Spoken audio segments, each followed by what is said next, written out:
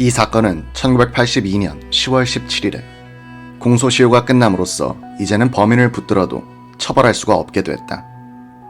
경찰과 검찰과 법원과 언론이 고문과 조작과 오판과 오보로서 무고한 사람들을 고생시키는 틈을 타서 범인은 면죄부를 받고 만 것이다.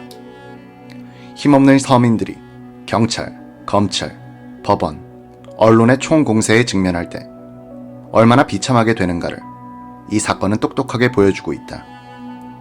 제도의 범죄는 처벌되지 않고 개인의 피해는 회복될 수 없음을 고문 후유증으로 40대에 요절한 김기철 씨는 폐인이 된 그의 몸과 정신으로 입증하였다.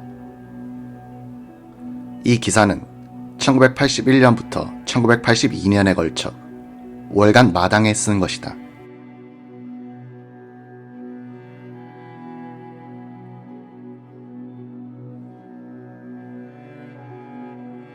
이야기가 이쯤 나가고 있을 때 대범 씨의 아내 김부순 씨가 아래쪽에서 올라왔다. 집에 돌아오니 남편이 없어 차서 나선 것이었다. 김부순 씨는 정대범 씨가 제대한 직후 결혼을 했다. 정 씨 집에 새 방을 얻어 살고 있던 처녀가 친구인 부순 씨를 소개시켜준 것이었다. 부순 씨는 대범 씨의 그런 과거를 전혀 모르고 결혼을 했다고 한다. 어느 날 방을 치우다가 남편이 보관하고 있던 그나 사건 관계 신문 조각을 발견했다. 앞이 캄캄해집디다. 이런 사람하고 결혼했다니 하는 후회와 앞으로 어떻게 하나 하는 절망감에 사로잡혔죠. 그날 며느리의 물음에 그제야 김성순 씨는 자초지종을 설명했다고 한다.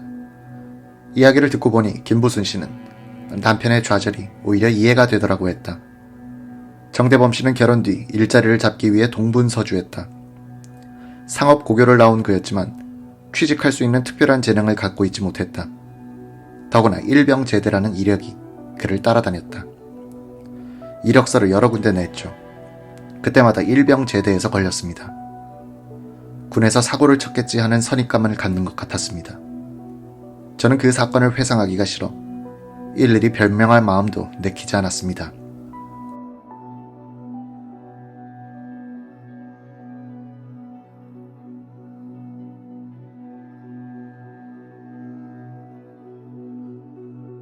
결혼 뒤 4년 동안 그는 방황했다. 공사판에 나가 막노동을 하다가 일이 없으면 술로 세월을 보내는 생활의 연속이었다. 문득 자신을 이 꼴로 만든 구영근 씨와 김태현 검사 생각이 나더라고 했다. 참말이지 그때는 차비가 없어 부산에 내려가지 못했습니다. 어머니가 차비를 안 줬어요. 이제는 정말 살인을 한번 하리라 이를 갖는 적도 한두 번이 아니었습니다. 대범 씨가 갑자기 흥분하여 말하니 김성수 씨가 옆에서 말린다. 이제는 자식 새끼 생각해서 살아야지. 복수는 하늘이 할 게다. 정대범 씨는 그 사건 뒤 스스로 생각해도 성격이 변했다고 한다. 낯선 사람들을 만나기를 무섭게 생각한다. 친구들이 아니면 잘 어울리지도 않는다. 저 사람이 또 나에게 어떤 피해를 주지는 않을까 하는 생각부터 든다고 한다. 그날 사건에 휘말린 것도 구영근 씨와의 친면 때문이었고 누구를 안다는 것이 재난이 될 수 있음을 체험했기 때문이라는 것이다. 바깥 출입도 거의 하지 않는다. 쉴 때는 집안이나 마을을 떠나지 않는다. 영화 보러 시내로 나가는 일도 없다. 그런 세상과의 뒤섞임이 귀찮기만 하다는 것이다. 정대범 씨는 보증금 10만원, 월세 3만원짜리의 단칸 새방에서 살고 있다. 이 정도라도 마음 잡고 살게 된 것은 저 아이 덕택이죠. 김성순 씨는 입버릇처럼 며느리를 칭찬해 마지 않았다. 정 씨의 아내는 장난감 행상을 하는 듯했다. 손가방에 작은 장난감이나 인형들을 들고 나가 호텔 주위에서 외국 관광객들에게 파는 일이다. 김부순 씨는 해맑은 인상의 얌전한 30대 초반 아주머니지만 구영근 씨나 김태현 씨 얘기가 나오면 거침없이 극한적인 낱말을 내뱉곤 했다. 저의 소원이 있다면 막내 아들을 변호사로 키우는 것입니다. 그래서 약하고 불쌍한 사람을 많이 구해주는 거예요. 이렇게 말하는 김부순 씨는 둘째 딸이 왼손잡이라고 하며 웃었다. 정대범 씨는 언론에 의해 손이 고운 왼손잡이의 냉혈 살인마로 묘사됐고 그 왼손잡이로 해서 현장 검증의 모순점을 만들었고 무죄 판결을 받는데 실마리를 제공했던 것이다. 정 씨는 10여 년 전부터 용접 기술을 배워 생계수단으로 삼고 있다. 큰 공장에 들어가야 고정 수입이 있을 텐데 정 씨 같은 고참은 봉급을 높게 책정해야 한다고 받아주길 꺼린다고 한다. 그래서 하청업자를 따라 부정기적인 작업을 하고 있는데 공치는 날이 잦다. 지금은 자동차의 앞범퍼를 제작하여 납품하는 일을 하고 있다. 월 수입은 30만 원쯤 되지만 곧 일감이 끊어질 형편이다.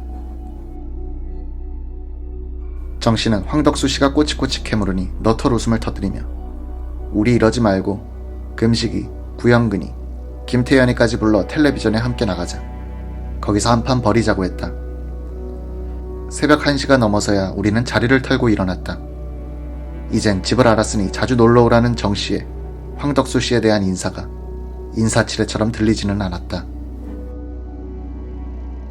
인천엔 택시 안에서 내가 물었다. 황덕수 씨는 지금도 정대범 씨를 의심합니까? 황 씨는 고개를 가로로 저었다. 그러나 또 말꼬리를 달았다. 대범이에 대한 의심은 풀렸습니다. 그 친구도 결국 금식이에게 당한 거군요. 그렇지만 금식이는 정말 무죄일까요? 그 사람은 판검사보다도 더 머리 회전이 빠른 무서운 사람입니다. 이 사건은 내 멋대로 돌릴 수 있다고 중얼거리던 그의 말이 아직 귀에 쟁쟁합니다. 김금식 씨가 이 재판극의 각본을 쓴 것은 맞아요. 그건 이미 다 알려져 있는 사실 아닙니까? 그렇지만 근하군이 살해된 날 그는 대구 교도소 안에 있었다는 사실 또한 분명해요. 그렇다면 김금식 씨는 범인일 수 없죠. 범인이 아니라 해도 범인에 대해서 무언가 알고는 있을지 모르죠. 공소시효가 끝나기를 기다리는 사람이 바로 금식이가 아닐까요?